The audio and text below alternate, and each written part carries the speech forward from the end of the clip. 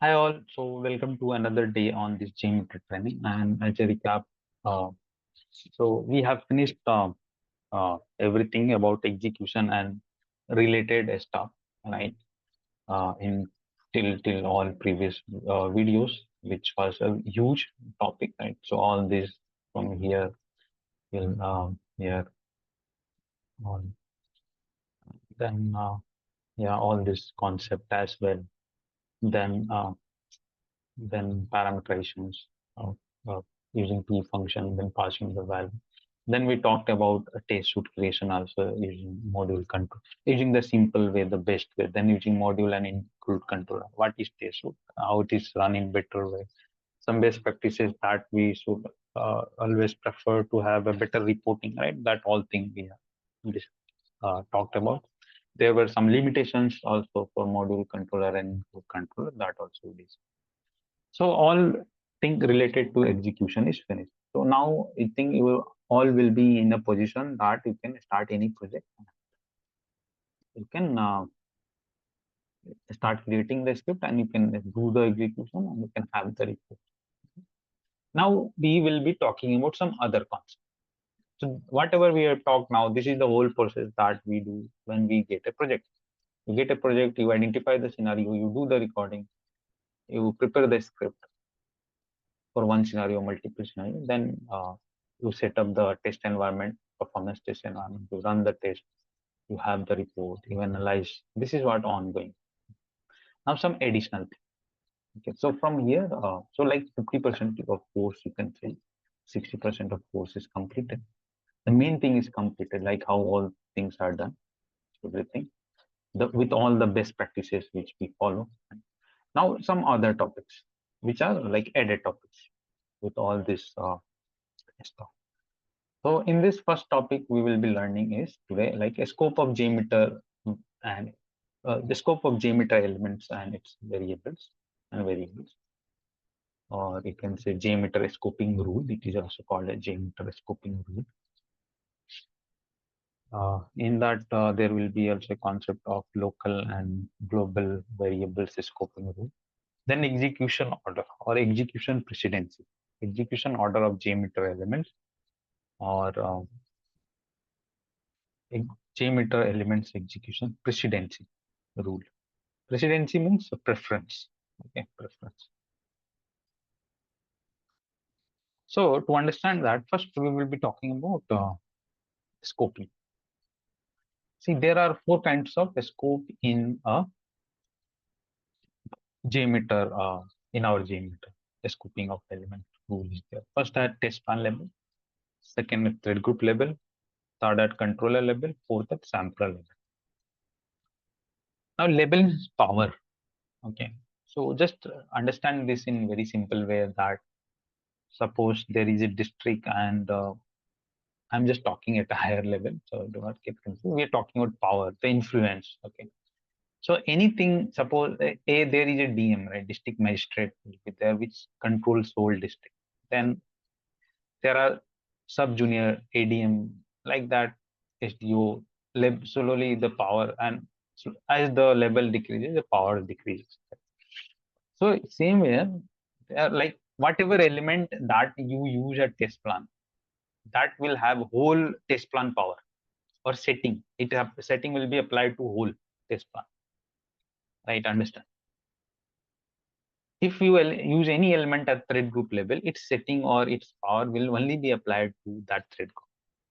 If you use any element at controller level, that setting will only apply to that controller level or that power or influence of that element. If you use anything, any element at sampler level, means inside a request, level means inside. So that element power will only be limited to that request, right? So example while we will see.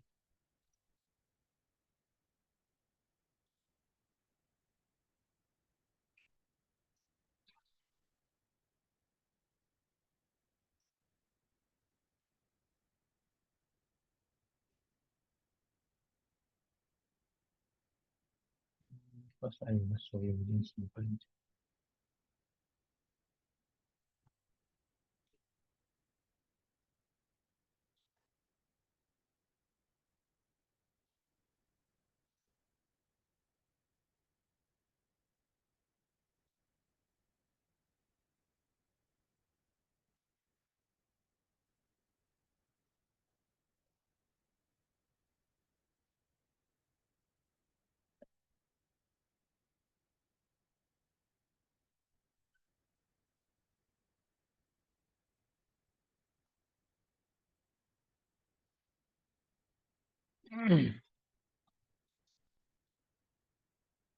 Okay.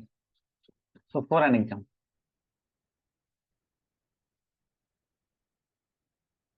this is our product booking script. So suppose if you see this view result tree or this aggregate report, they are directly inside test plan. Okay. Means they are children of test plan. They are directly added inside the test plan.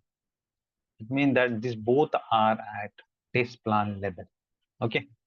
They both are at test plan level. So it means that it's better to show in this shot.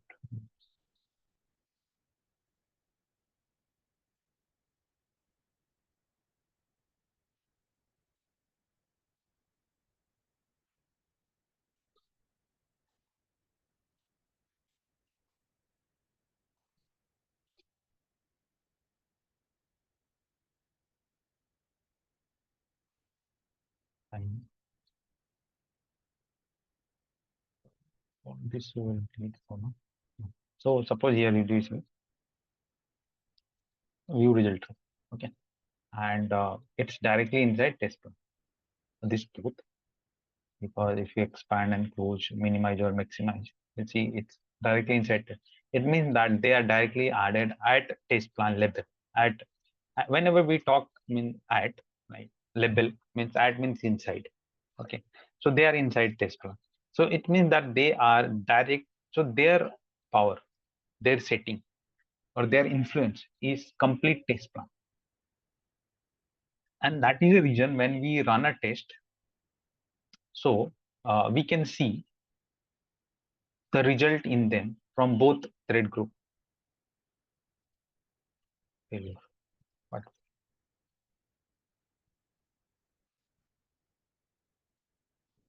I delete.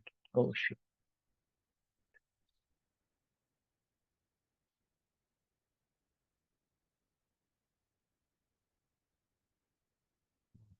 I deleted that user defined variable. These elements of change are very fragile names.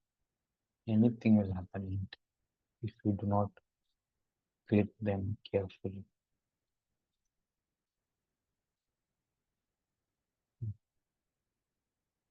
Supposed to just delete this one.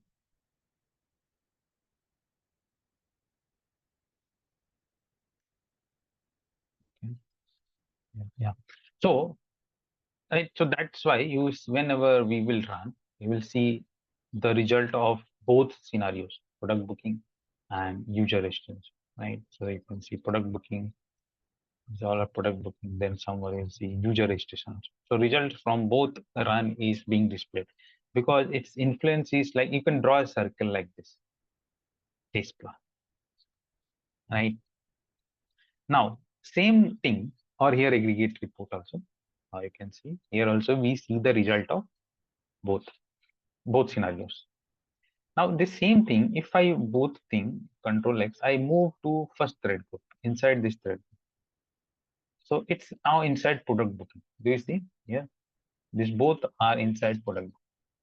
So now its influence is only limited to this thread group like this. You can draw a circle like this.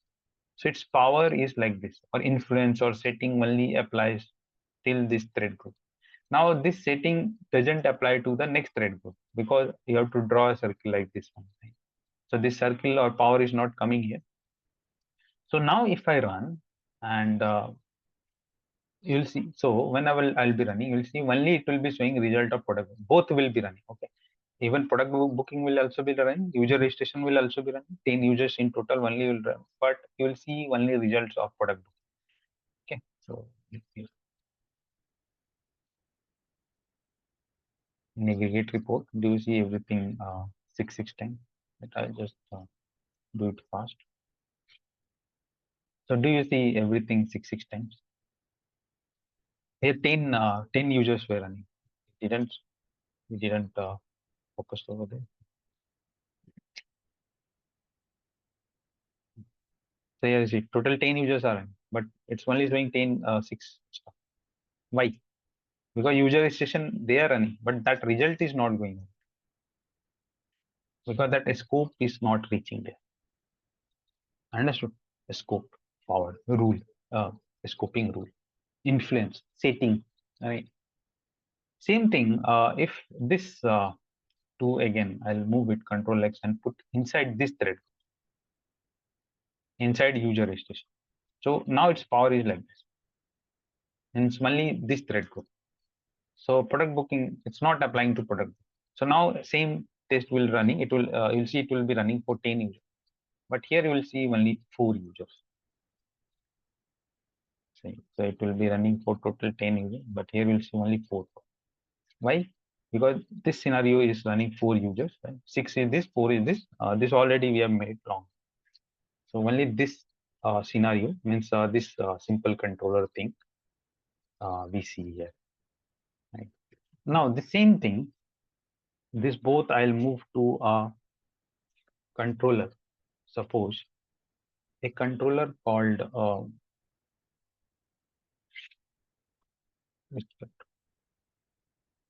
one specific controller. Okay. Controller which has two requests. Suppose inside login transaction control. So I have moved that inside login transaction control. So now it's inside a controller. So 3 level I said, right? 3 level. So now inside the controller. So when we put inside a controller, so now its scope for is limited like this one. Its power, its influence or setting for this is limited to this. So when I'll run, you'll see it will be running for 10 users, everything. But here you'll see only result of these two. Okay. Oh, here only or here only. Only login, both will be running that to six times. Right? Do you see that? 6 times? Because 6 user executed it and it is only showing login result. All transactions are running. It's not like that they are not running. But why we are not seeing that? Because that is cooking. Now the same thing again, the same I'll move inside a request called this request login to. So these two are inside this request. Do you see? Inside this. So its scope is limited like this. So this is the last level called request level, sampler level means inside the request. So now when I'll be running, now you know, right? You might have understood. So now it is only going to show the result of login two. All will be running. Even login one will be running, but we will not see the result of login one. Only login two. Only login two. Or here also 6 times login two. Right. So that is called scoping. Now, depending on the demand or the requirement, we use element in different place. Right now, hope you understand. Correct. So, this aggregate report or view result, these listeners are used at test plan level. Direct. Why? Because we need to see everything. That's why they will be used directly at test plan level. Why we are using that? Now you will be getting some answer, or maybe if you have doubt now you'll be getting why we are using this, right? Because of then user defined variable, these are the value which is common to both the scenarios, right? So that's why we are keeping them again at test plan level, because this all thing will be applied in all both scenarios. Okay, so at test plan level, understand? Now here suppose this csv this cookie manager is specific to this thread group, because only for that thread group we need. So we have kept that inside that thread group, or specifically cookie manager, because every session, every scenario should have their own cookies, right? We know that how cookie manager handles the thing, we know, right? And this scenario has their different test of cookie and this test data. Why? So because of that, right? You can keep this config element above also, but that time it will be confusing. And there plus there is no need. This test data are needed for this thread group. We do not need this test data here. Right? We need them here only, or this test data we need them here only. So why to put it over there? Okay. Now next anything, not only this. Suppose extractors are there. or this header manager. Uh, so, so yes. So see, listeners element are uh, mm,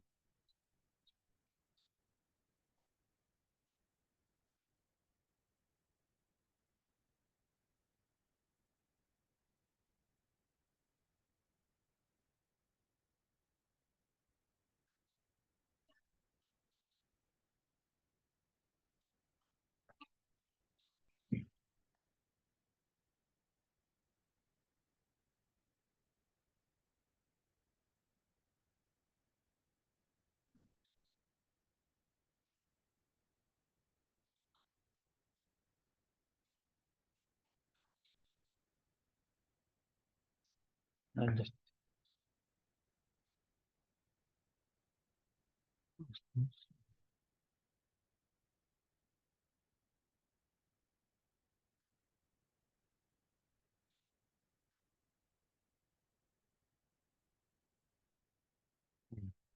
fine. So here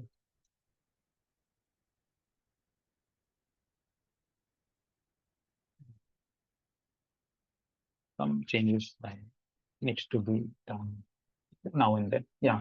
So so listener remember are always test place at test plan level because we need to see everything for all scenarios or right. So we use based test plan level because of the region, right? The scope.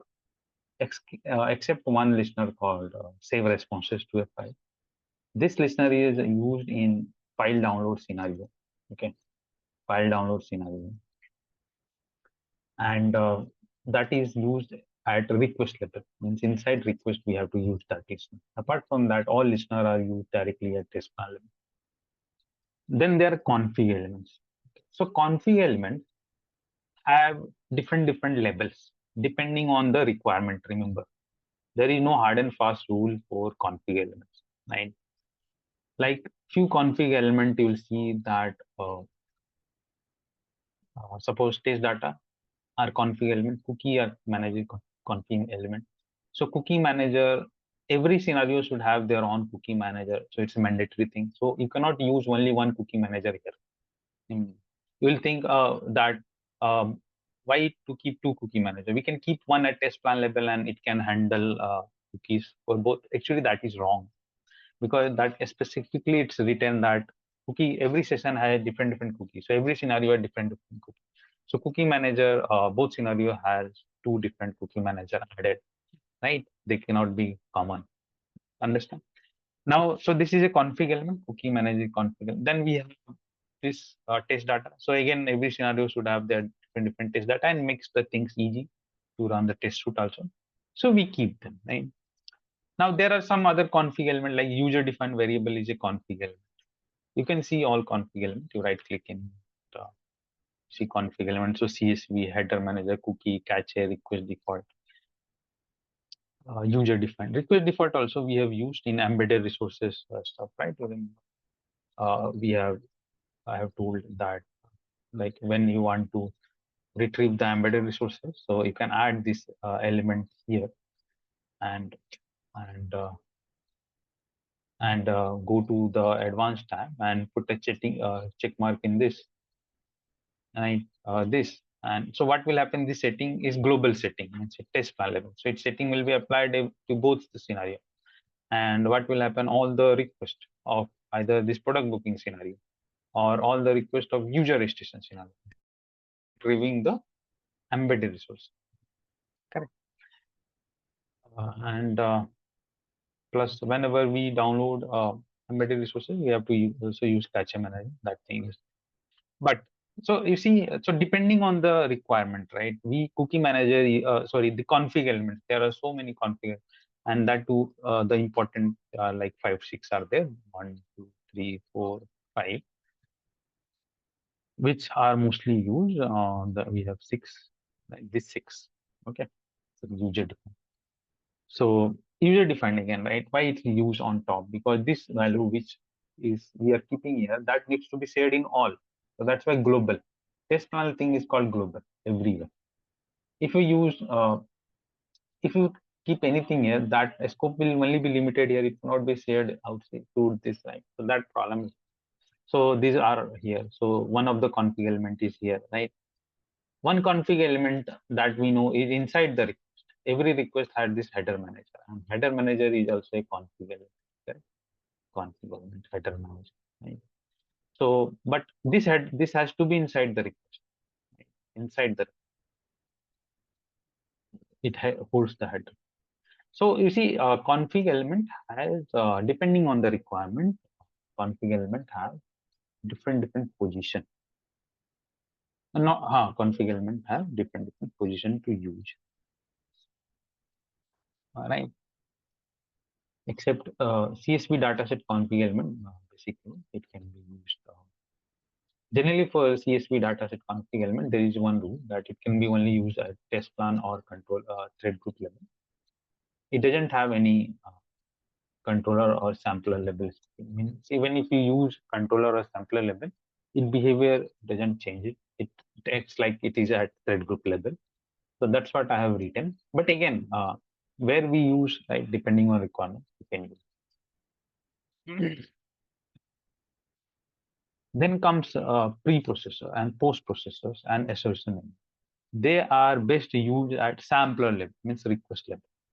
So you might have seen that, suppose we are extracting anything. Now that particular extraction has to be done from that response of that particular request only. So that why they has to be inside, right? They has to be inside of that particular request. And that is the reason wherever you are extracting, every request has its own inside these things. Same way response assertion support. Every request response is different and needs to be verified. So individually we are keeping. So suppose this response assertion I'm keeping here. So it will be limited to this, and only it is going to verify the response for this request. Its scope is this, right? This response assertion scope is this. So it is not going to impact other requests. For understanding what I'm trying to say, right?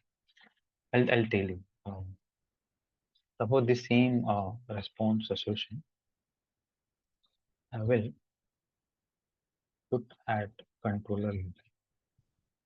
Directly here I have kept controller level inside a simple control. Means its scope is like this. Now we'll see. I'll not run user registration. Okay, I'll just run product booking, and you'll see. I think this all will fail. Wait. See, home page and all are failing. Why it's failing? Because label changed, and since label changed, it's this is a very important example, and this way you'll understand. See, this response assertion, I have added some two values, and I have added it inside simple controller direct. You can see.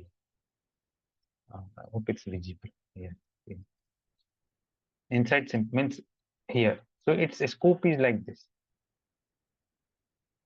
Means this value, whatever you are giving, it is going to be checked for all the requests. All the requests. So for homepage also it is going to be checked, but even the homepage we have given other, but this will be also applied for homepage also. It is going to verify this, and that is reason it's failing, because even if you check, it's saying that sign in, it's not there, and we have given sign in tag, because on homepage there is no sign in option as well, right? So it's failing. There's nothing. It's failing. So you got the points. Why where we use this depending on the requirement. Now assertion you cannot give outside. See, this is the impact. It is impacting all the requests. So this value needs to be verified for all the requests.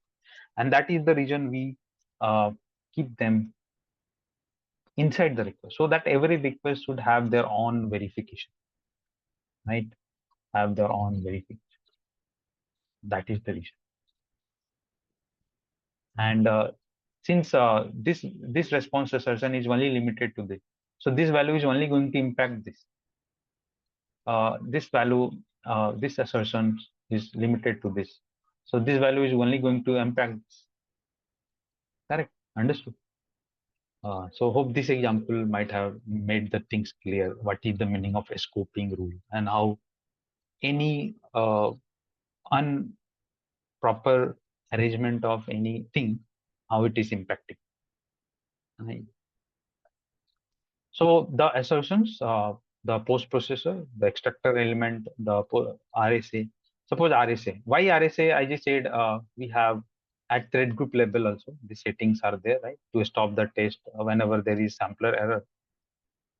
So we can stop the test right here. But why we are not using? Because if we use that, it will apply to all, right?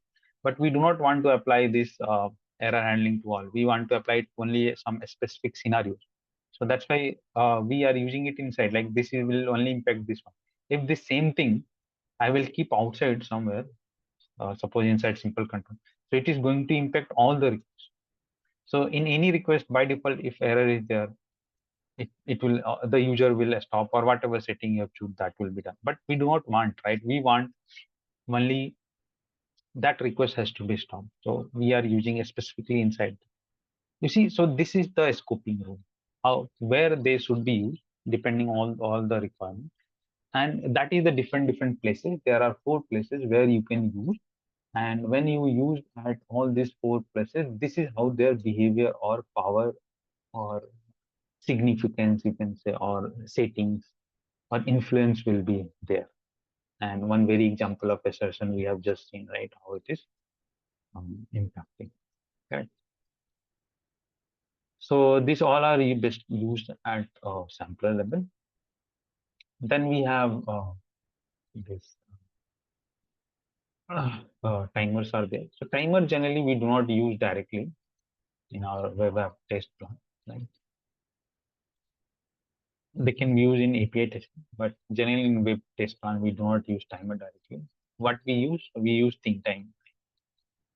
So I'll be explaining that why we do not use them directly, and think time also why we do not use, why we use the same scoping rule thing is applied, and I'll just cover it up again. Already we have discussed, but I'll cover it. Then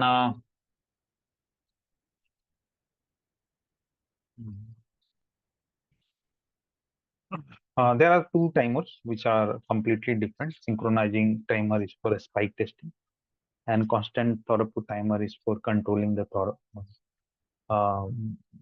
the percentile user's execution, which we'll see later. So it is best used at controller level or thread group level, depending on the requirement. Okay. So that is a scoping rule, right? So hope it's all clear with the live example we have seen, and you'll not be having any doubt now, right? So before you place anything on any element on any place, you will be having an idea, right, that what impact it is going to do, and so where which element should be used. Now next is about variables also. So for variables also, this thing is applied. There is local variable concept and global variable concept. So understand that any variable declared inside a thread group has a scope limited to that thread group only. Okay. So what is the meaning of this is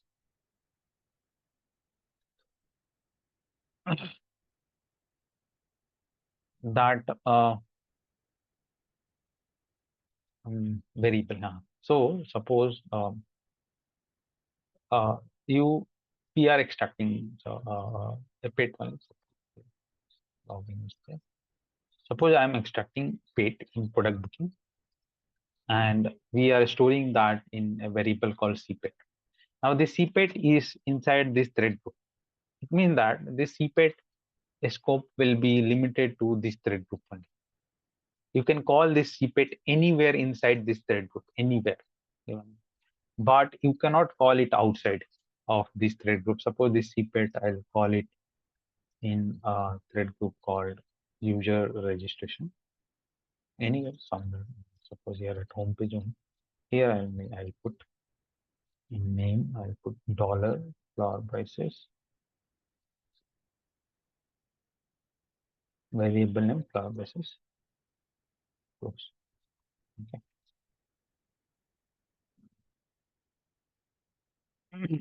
The same thing I'll do in our last transaction of this scenario called sign out here.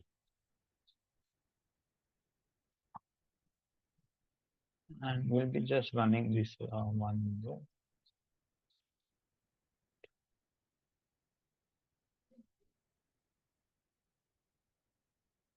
And there is a setting here to run the thread consecutive, one after another will run. In test suite directly we do not use. Test suite means all scenarios should be executed parallelly. This setting when should be used when you want to execute one scenario, then after that another scenario, right? So in GUI, non-GUI mode, how we can do that? We have talked, right? Using double and command, right? Remember I've talked. You can execute two different tests one after another sequentially, right? Here also you can do if you put a check mark. So two threads means whatever two different thread scenario you have added, or maybe same scenario. Suppose product booking you have added, then one more product booking you can add. So this will run for 10 user, and then another one you want to run it for 20 users. So you can put a check mark here, consecutive one at a time. So first this will run, then this will run, right? Or other scenario. So one after another when you have to run. So for now I have to just show you. So I have used that. So first product booking will run, and here the PT is extracted, right? And this is stored here. And I'm calling that in last request CPET in sign out here. So you'll see here the value will be called, but the same thing I'm calling in user registration home page here. Same thing, right? You will see that here the value is not called. It will execution will happen in hierarchy. First, this will execute from top to down, and then this will execute. So we'll see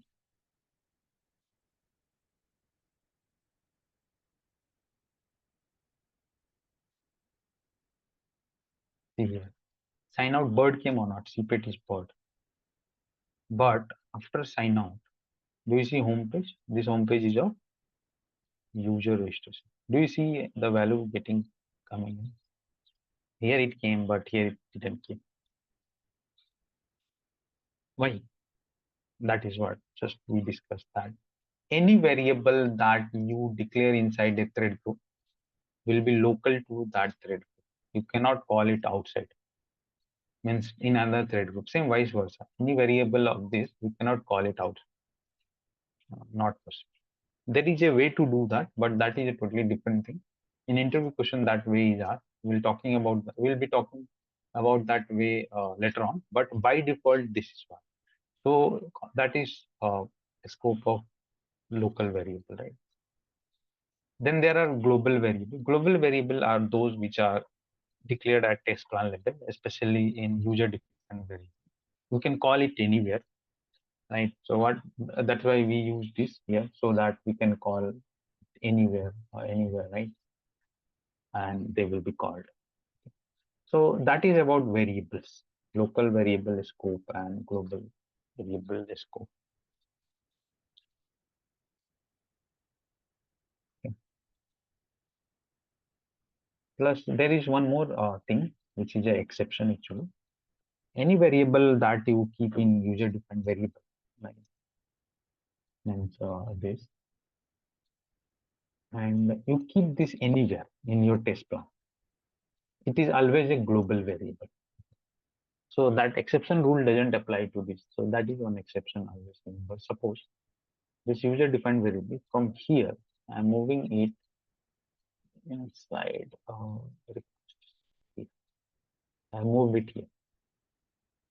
Now, as per the rule, this all things should be only used in this. That is the scoping rule that we have discussed. But for this, that scoping rule doesn't apply. Okay, it is always a global scope. Even though I have used it here, you'll see this all value will be used everywhere. Okay, I will run both scenario again at a time So two scenarios are running. And do you see any failure happen? You will not see any failure happen. Failure should happen, but why it's not happening? This value, since it is here, so this value should only be called in this request, not to other requests. But actually, they are called in all requests and it's passing. So this is an exception. User-defined variable is always the exception. And that is a reason user-defined variable is present in the body of the test plan also. Like it's a god.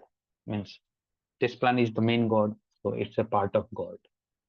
So it will be always there only. We should not keep it anywhere because there is no what profit of that, benefit of that. It's always work as a main, right? Main. Apart from that, uh, the other rule applies as usual, but only exception goes for this element and whatever the variable we declare inside. Apart from that, rest rule, like anything we declare inside product booking will be limited to that, and anything inside here will be limited to that. The top, the main thing which needs to be shared in all thread group, we keep them on top. Or suppose this setting, suppose you want to retrieve embedded resources, so you'll keep on top so that it can be applied to all men. But the same thing, the same element to retrieve the embedded resources, suppose, right? In place of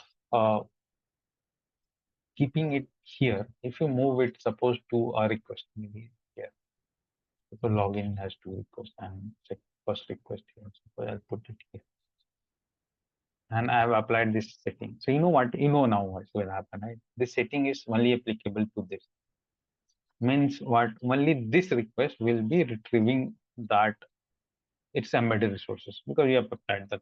Other request, even the same request which is outside, will not be applied, right? So that is the reason we keep them up. If its requirement is there, you can keep it up. So now hope you understand local, global exception about user-defined variable rules, scoping rule. Now next is execution precedency. Execution precedency is easy. This is also easy, that both are actually interrelated. Whenever we work in JMeter, we follow both scoping rule and execution precedency. They are interrelated always. These two concepts generally plays a very important role while creating a test suite, very vital role while creating it. So what is this element execution rule or execution precedency rule? Element execution order, JMeter element execution order, or scoping rule, or execution, no, scoping rule we have discussed, execution precedency. Right. So see, this can be asked in interview as well. They can give a question like this. They can give the answer. So we'll come to this question first. Let us talk. So see, in JMeter, generally, how many elements we have? 10, 12 elements are there. But out of 12, test plan is the one. So remove that, and test fragment is the one. Test fragment. So remove that as well. So now how many elements are left? 10. In that also the non-test element HTTP test escape recorder is actually it's just used for recording, right? So it's not the main part of our scripting.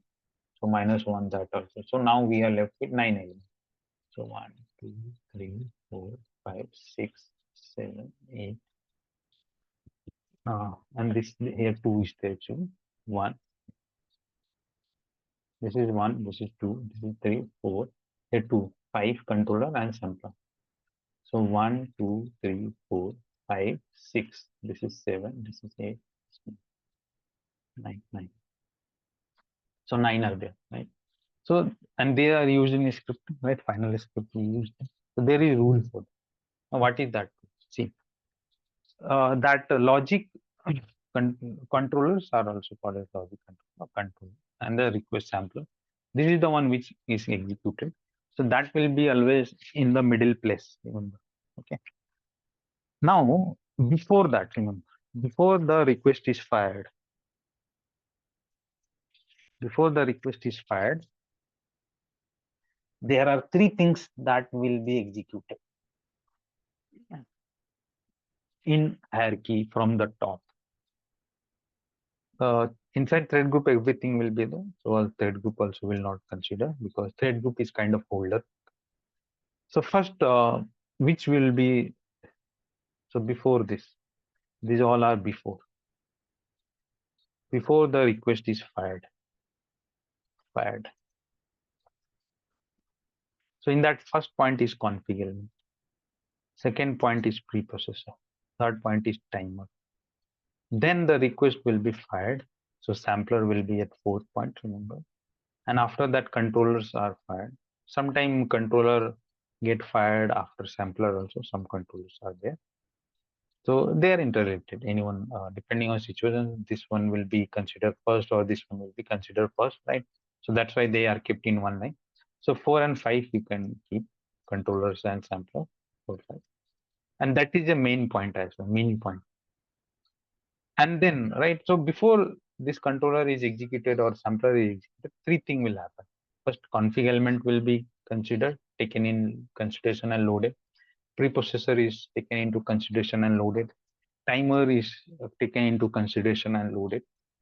Like those which we have added in script, right?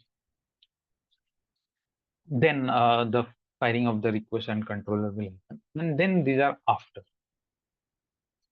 So then after any post processor you are using, that will be considered and executed and loaded and executed. Then any assertion that you have used, so 1, 2, 3, this is 4 and 5, then this is 6. And assertion, any assertion that you have used, that will be loaded and executed. And in last, listeners, always in last, they will display the result. Okay. So this is the hierarchy of execution. Now, how this hierarchy is there, like just one example in our maths also, Podmas rules. So suppose you have to uh, um, do this, solve this, right? So how you will solve that? Correct. There was a very good question I got today.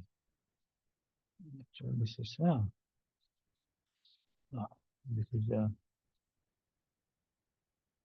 image.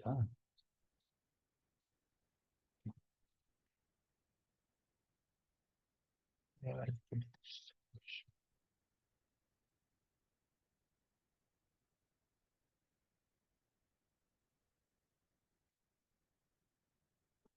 Okay. Maybe I'll put it, but um,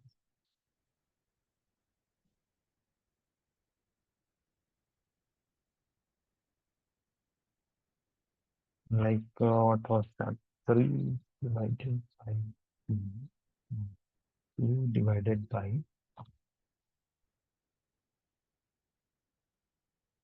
3 plus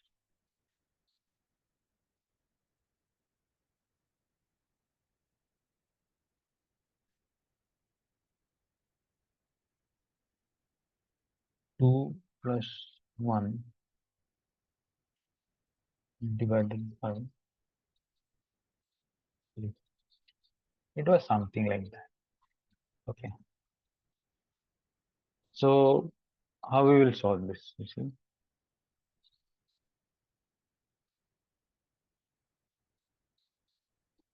I do see this question.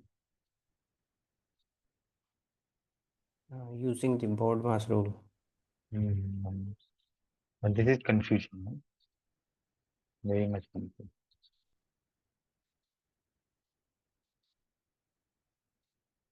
That was 2 divided by 3 equal to 2 divided by 3 plus, uh, plus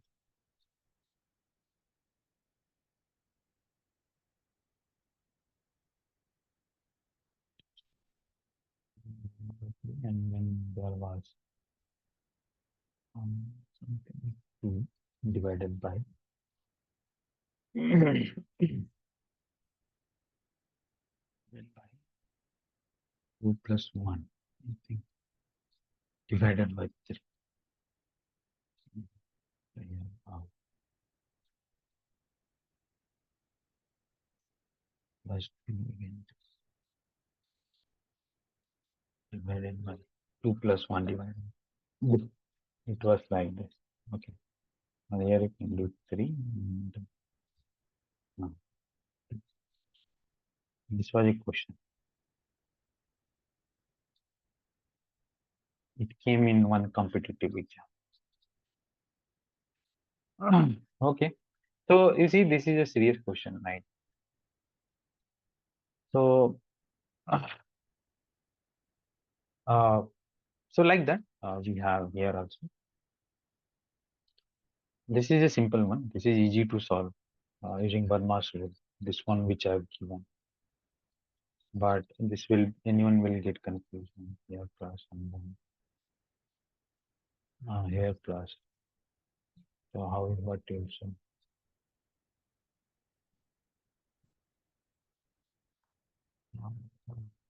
See, this is looking clear. Previous version was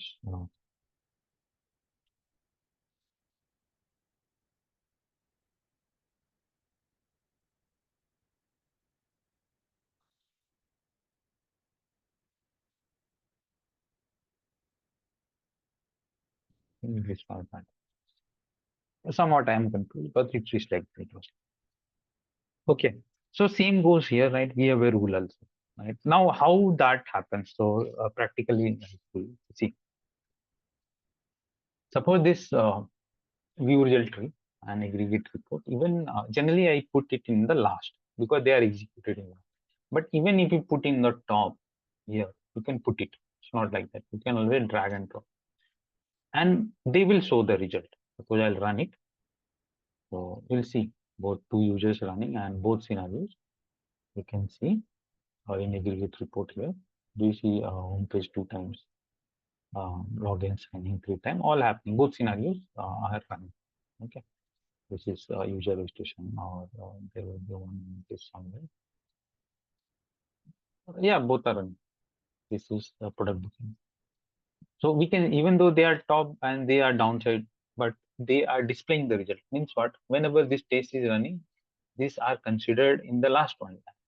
Tests are getting this, right? So same thing, same way.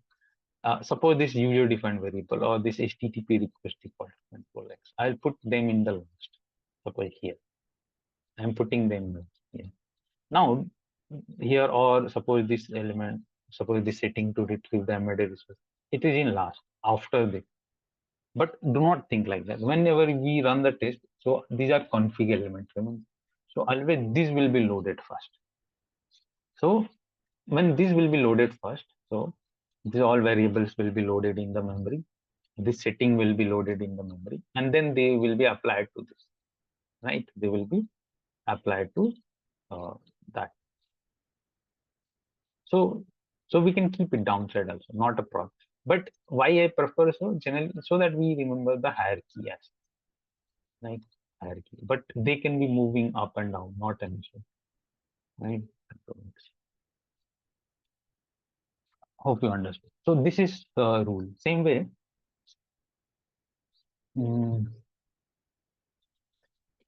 So Vallabh, this tear down thread group will be executed at the end, like after the listeners. that is yes, Okay. because that will be in the end. But even before this, there that result also you can see view result.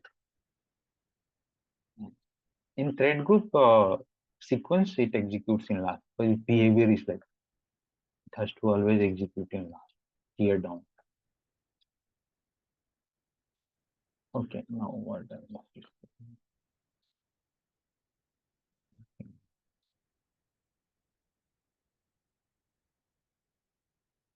I might have forgotten, but yeah, you got right. So any we keep it them anywhere. But there is consideration. Okay, their precedency. Precedency means consideration. will be taken as per their uh, hierarchy, which we have seen. So see, scoping and hierarchy, they both play in parallel. Okay, they both play in parallel. Suppose this thing, as I said, they were downside, not a problem, but they will be always loaded fast, and their setting has to go in this product booking and user registration, because their scoping is where scoping is global. You put it here, not a problem. Plus, it is a global. So you see, scoping is also playing a role, and their execution precedency is also playing.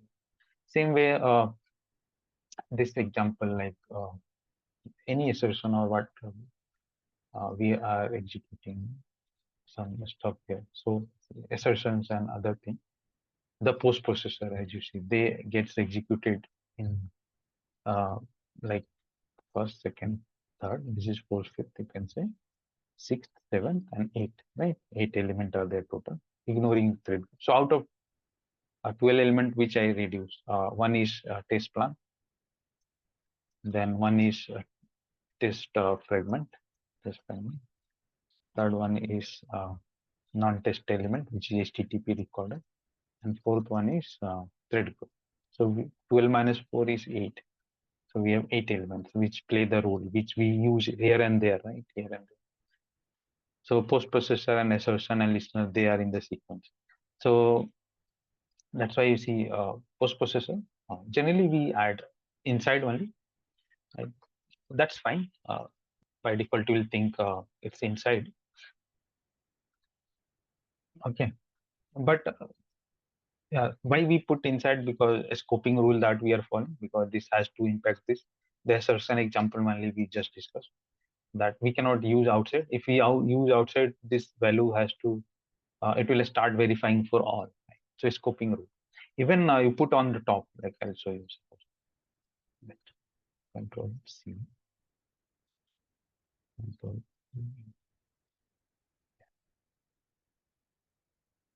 Yeah.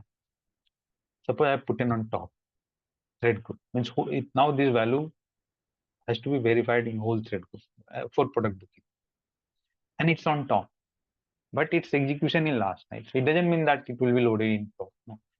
After all requests are fired, you can see that even they will again fail. All will fail. They all are failing. First scenario, execution failed. Right? This is second scenario going. So at home page only it got failed and the user got a stop. Right? So you see, even though we are keeping it on top, not a problem. Its execution will only be at last, means after the execution of it. Now it's a scoping parallel. If we put it here, it's wrong. Or we put it inside down control. It's almost down here everywhere, almost down here. That also not a problem. It's impacting this whole. So that is a scoping. And whether you keep it last on top, it is always executed last. So that is precedence. See, scoping and precedence, they always comes in parallel. Both works side by side, interrelated. Okay, scoping and precedence, interrelated. Right. So same. So this thing like pre-processor or post-processor. Pre generally we have not used. There are no such pre-processors to use. We have preprocessor, like you can go to add and here some preprocessors are there, but generally we do not use any preprocessor. There are no such. Only some one bin shell preprocessor is there. We will talk about preprocessor. Like any pre means it will always execute before. Right? Means or timer is there. See, timer. So I'll talk about timer example. Timer is a third place. Config first, pre, say time. Pre generally we do not use, so you will not be knowing much. But any element, suppose you are using pre. Pre means and then this you have used inside this request, right? Inside this request. So it means that before this request is fired, this will be even though you have added inside after. You have added after. You'll think it is after. No, it is pre, means before this it will run, it will do what it has to do, and then this will execute it, this request, and then these are post regular expression or RSA, and then the assertion, right? It will verify the response. So once this request get fired, we have the response, then this is going to extract the value or if this is going to stop, if failure is happening, or this assertion is going to check, right? Pre will, even though it is downside we have added, it is its hierarchy is always before. Okay, before. Right. So that is the thing. Understand? So is it execution precedency? Uh, Now, so on the same example, we'll see this thing batteries data. How much is left? Only 10%. Okay. So, and by understanding this only, now we will understand why they have made this uh, combination. Long back we talked about that, right? That why this combination is there. And even I talked that why we cannot use a think time directly. Metson was there, he was asking that suppose we add a think time directly. Suppose not think time, any timer. Suppose I'll add a timer, one timer called constant timer I have added here. But timer is at third place before the execution. Now understand how it will work. So see, now timer is added here, but it is directly inside simple controller. So its the scope is like this.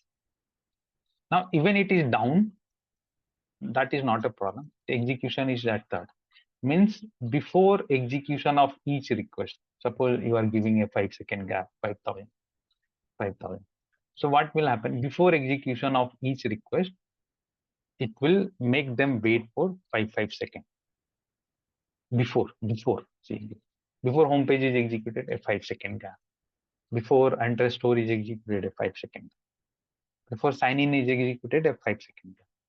Now you'll ask me, or you'll be, I think I answered that, but again, so why they came up with think time? It was good. We could have used one think time, a URT in the last, or a uniform random timer in the last for uniform timer, or a constant timer. Why the use of think time in middle, right? Because there was a problem. Problem is that if we use like this, that is fine. Suppose for each one request, it works fine. Okay, before home page 5 minutes, or before interest of 5 seconds, before sign in 5 seconds, that is fine. But now login has two requests. Now what will happen?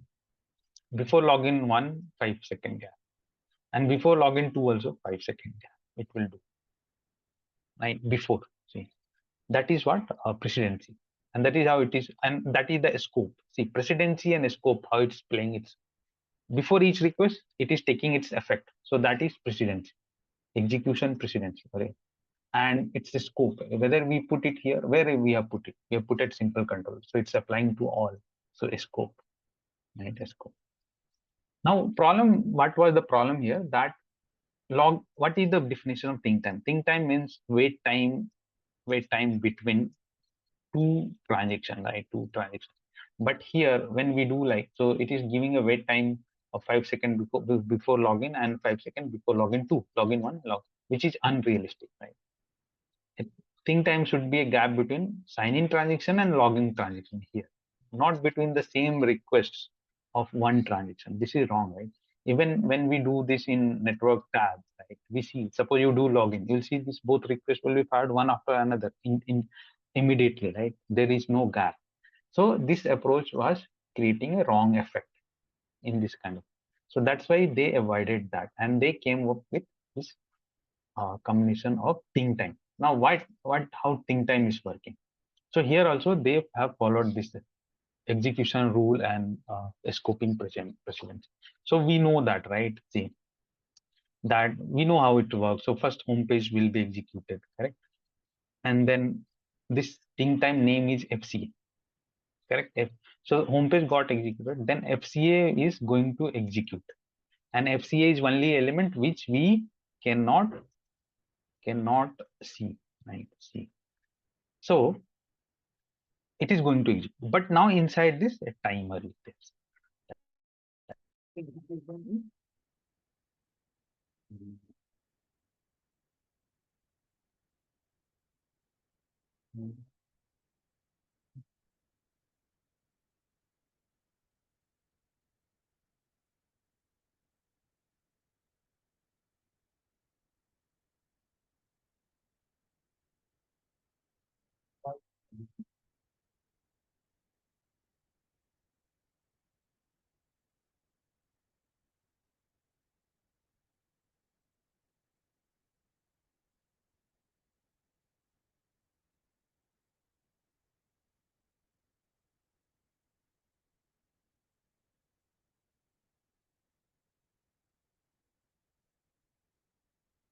Okay. So my Bluetooth headset battery on.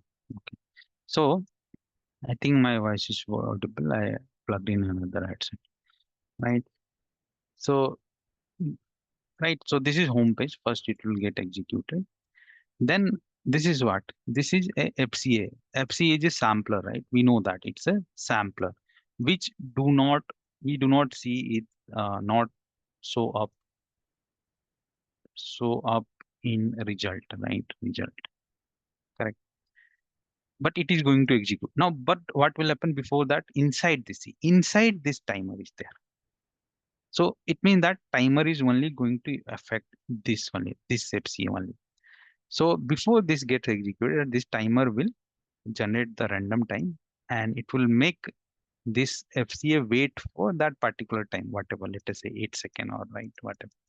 So it will wait, and then this FCA will get fired. Now, since we cannot see it, we see that, oh, okay, think time has happened. Then enter restore will fire. Then again, same thing here also. Then again, FCA, again, it will try to get executed, but inside this timer. So timer will only impact this only. It is not going to impact all, right? Because it's a scoping, right? Where it is, depending on that, a scoping is applied, correct? Scoping and execution. So before this FCA gets executed, a scoping is coming picture and timer execution precedency. So timer will execute it. So it is introducing some time gap of suppose 7 seconds. So it's making this wait because that time will count 7. Then this will fire 9. So this is how this works. That is the smart work. So you see, this is explaining both scenario, execution, scoping rule, and execution precedency rule. Right, both thing is applied here. Right. So this is how think time works. uh, Otherwise if we add think time like this, right, that time it impacts all, right, because its level is different, its scoping is different, but here it is inside, so it is only impacting that, correct.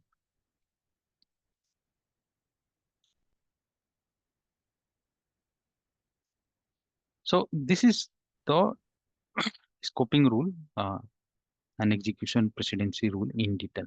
Now, in interview, they can give you, they can arrange some element, or they can write down a paper, and they can ask you, tell me which one will be executed first. So, remembering this chart, we will answer this out. So, see here, always try to find test plan. Trigo will ignore, right? Out of 8, only 8 we have to find it. So, always try to find config element. So, we have config element. And config element, I just said, it is anywhere. It has only two scoping, either thread group or test plan. It doesn't have any controller or HTTP request level, right? So wherever config element you will see CSV config element or whatever, it will be always executed first. So first is CSV, done. Second is any other config element? No, it's not there. Then preprocessor. So find preprocessor here. Bean cell preprocessor. So bean cell pre. Then third. Any other preprocessor? No. Okay. Now comes timer. So we have first timer. Okay, two timer are there. You see one timer here, two timer there. Now in that also first timer. So first is CT, constant timer, and then parallelly we have CTT, constant throughput timer. Actually, they do customize impact, but yeah, we can keep a hierarchy like this. Now after that timer, we have the request or the transaction, right? That is the middle. So we have a request called BSF sampler. So at 5 number, BSF. Then we have another request called HTTP at 6 number, HTTP. And then transaction controller after that. So they are interrelated, transaction and sampler. So 7 number. Now comes the last, post processor. Okay. So here we have bean cell post processor. Whether it is used on top, not an issue. It will always execute in last. So 8 is post, 8 number post processor. Right. Obviously, its scope will be different, but execution will always be in last, right? Post. And then we have assertion, but here is no assertion, so ignore assertion. So listener, 9 is listeners. Aggregate report listener, right? Aggregate. So this is the answer. And this is also important. It's not like for interview only you have to understand. You have to understand for creating a perfect scripting, right? Because you should know why think time is like that. Now you will be having a clearer idea, right? Why they made it, why we cannot use timer directly. If anyone asks, you will be able to answer this. Or if anyone asks, oh, why they have made this setup, why timer is inside, why FCA is there, how it works, you will be able to answer. Or why we use this element like this specifically. Okay, so this question will be there in your mind only, right? Why some element are inside, somewhere are outside like that. So this resolves those questions. Right? So this way we cover this stuff. Next we'll be talking about Jenkins, then Influx Grafana and DB, and then distributed testing. So this PPT is here, but we'll first talk Jenkins and Influx DB. Then we'll talk distributed testing. Because Jenkins controls.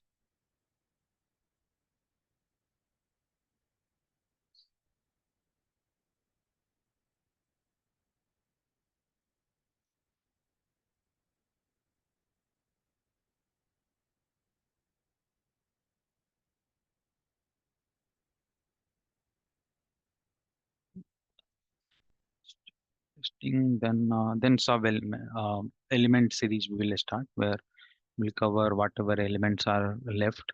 Correct. In that controller elements and some thread groups are important one. 12 controller, 18 controller element are there. Until now we have just used we have not used any controller except transaction controller or a simple controller, right? So that is crucial. And some timer, two important timers are there, constant throughput and synchronizing for a spike testing, right? Then one little slaw is there. And these elements are not important, but we'll talk. The important one will focus more. Then we'll talk about coding. And then some stuff, this thing left. So not, uh, yeah, we will cover it by November and thing by December 1st, we'll finish. So almost everything is done. Now some extra top. So till here, how much time it will take, that is what, because 6 days, I think 5 to 6 days on coding and 5 to 6 days on elements, so 12 days, right? And one day this 13, one day this 14, one day this 15. So 15 days and one day this 16 days. And then we will be left with some like some extra concepts. Okay. So after 16 days, we'll talk there and then course will be.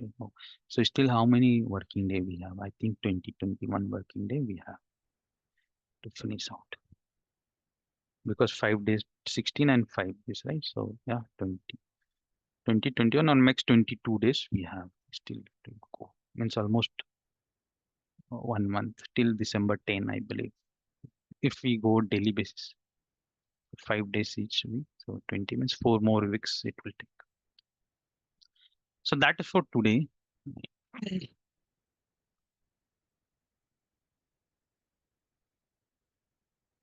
Um, hmm. So tomorrow will talk about this. So thank you for attending. Have a great Thank you. Vallabh,